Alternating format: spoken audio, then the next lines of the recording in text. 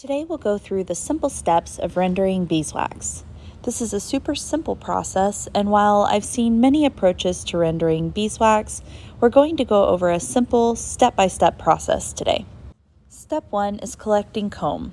You'll likely have a variety of comb colors, and many beekeepers even have comb with brood in it that needs to be filtered out from bee removals or lost hives. Once you have enough comb or wax cappings to melt down, you'll follow the next steps to create a clean and usable wax. First, a tip for sticky honeycomb is to leave it outside for the bees to clean up first. You can do this by placing the comb out and away from the hives.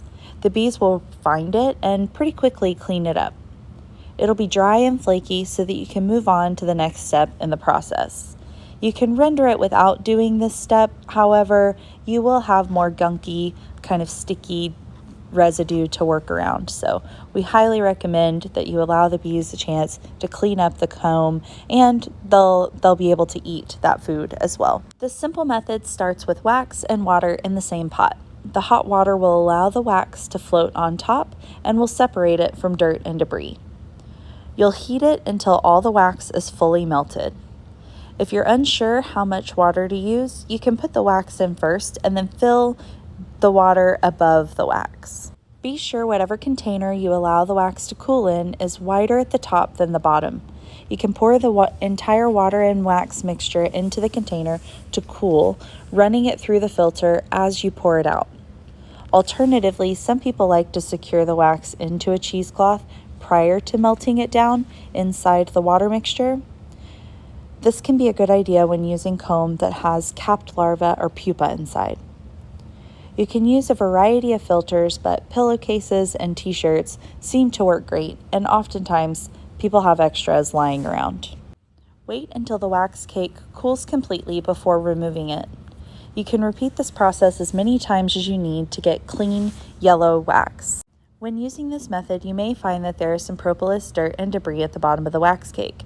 This can be scrapped. You can either scrape it off with your hive tool and use the wax as it sits, or re-render the wax depending on your preference or uses for it. There are alternative methods for wax processing. There are many versions of the same process using solar wax melters, ovens, or other heating devices, running it through a filter and really following generally the same process. The same process applies over and over again, and your goal is really to trap out any debris. Depending on how much wax and how often, your rendering strategy may change and adapt to make it easier for yourself.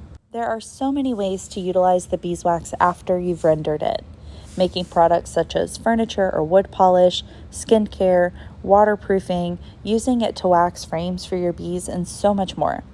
You can get pretty creative with your beeswax.